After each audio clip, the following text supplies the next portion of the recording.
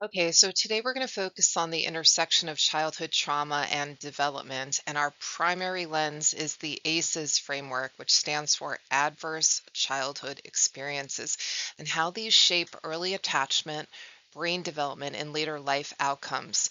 So, this is essential to understanding both risk and resilience through the lifespan.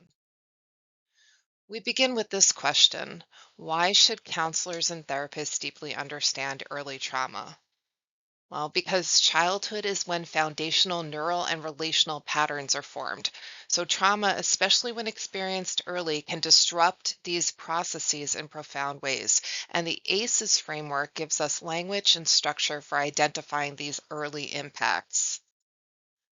The term ACEs was coined in a landmark study by the CDC and Kaiser Permanente. It cataloged the lasting health impacts of 10 categories of adversity experienced in childhood. These included various forms of abuse and instability at home. Here are the 10 original ACE categories. These aren't just events, they're conditions that often persist and shape a child's worldview and biological stress response. And many children who experience one ACE experience several, and the effects are cumulative. As we discussed in our earlier attachment theory session, secure attachment requires a predictable, safe caregiving environment. When caregivers are frightening, inconsistent, or unavailable emotionally or physically, children may develop insecure or disorganized attachment styles, and this creates distorted internal working models of self and others. Children affected by ACEs often show emotional and behavioral patterns that challenge adults, like poor impulse control, reactivity, or withdrawal. And these are survival adaptations. So, from a lifespan perspective, these early patterns often persist unless healing interventions are made. This is the ACEs pyramid. Notice how early adversity lays the foundation for disrupted neurodevelopment. This leads to challenges in social and emotional functioning, which then increase the likelihood of risky behaviors and poor health outcomes across the lifespan. Chronic early stress changes the way the brain is wired. Think of a child living in constant fear. Their brain learns to prioritize survival, not learning.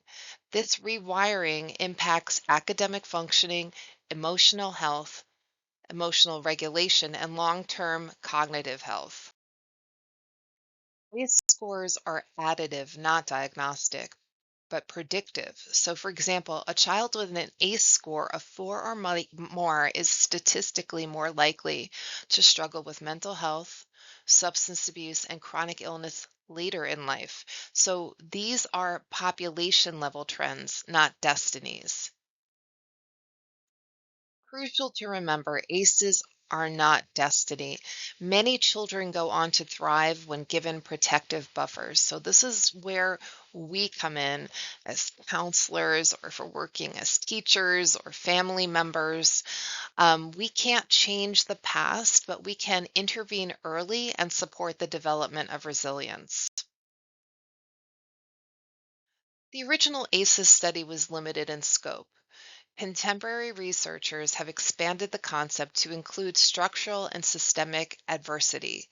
These expanded ACEs reflect a more inclusive understanding of how trauma impacts development, particularly for marginalized youth.